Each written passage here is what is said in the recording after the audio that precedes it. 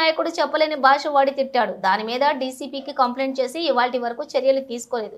ఈ మధ్య కాలంలో వర్గీకరణకు సంబంధించి ఒక మీటింగ్ కు విమలకే అటెండ్ అయినందుకు మమ్మల్ని professor Jayadheer Tirumalarao, professor PL Visweswararao, justice Chandrakumar, professor Murali Manihar పేరు తీసుకొని వ్యభిచారులు అని ఒక కాంగ్రెస్ నాయకుడు మాట్లాడాడు.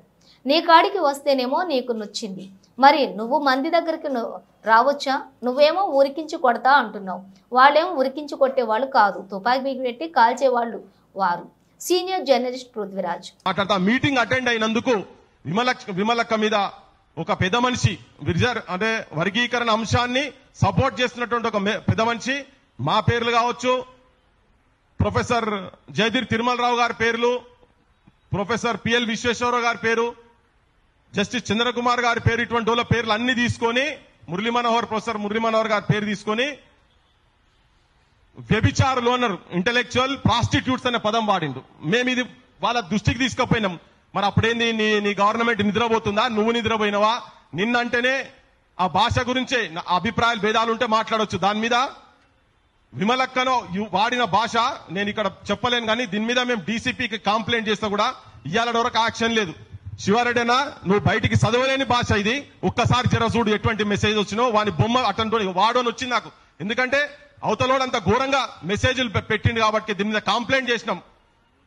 2.5 నెలలైంది. మెసేజ్ చదివినా బొమ్మతో పాటు అన్న ఒకసారి చూడండి, మీరు కూడా చూడండి, ఈ భాష చూడండి. ఇది పెట్టి డీసీపీకి కంప్లైంట్ చేసినాం. నువ్వు మీ ఇంట్లో అనేది నాకు కూడా చాలా ఇబ్బందిగా ఉన్నది. కానీ తెలంగాణ బతుకమ్మ అని చెప్పి నువ్వు బయట చెప్పుకుంటా అఫీషియల్ ప్రోగ్రామ్స్ కి ఇన్వైట్ చేసుకుంటా అదే విమలక్కను బూతులు, బండా బూతులు, పచ్చి బూతులు, ఇంకా మీ ఇంట్లో కూడా అంత మాట అనలే. కానీ అంతకన్నా ఘోరమైన పదజాలంతో అన్నోని బొమ్మ కూడా పెట్టి 2.5 నెలలైతున్నది ఇప్పటిదాకా మేము డీసీపీ కంప్లైంట్ చేసి. ఇవాళ వరకు యాక్షన్ లేదు. మరి ఇదేమని చెప్పుకోవాలి? ఏం భాష అన్న ఇది? ఉన్నాడు, దాని డీటెయిల్స్ అన్ని కూడా ఉన్నాయి. మేము కంప్లైంట్ కూడా చేసినాము.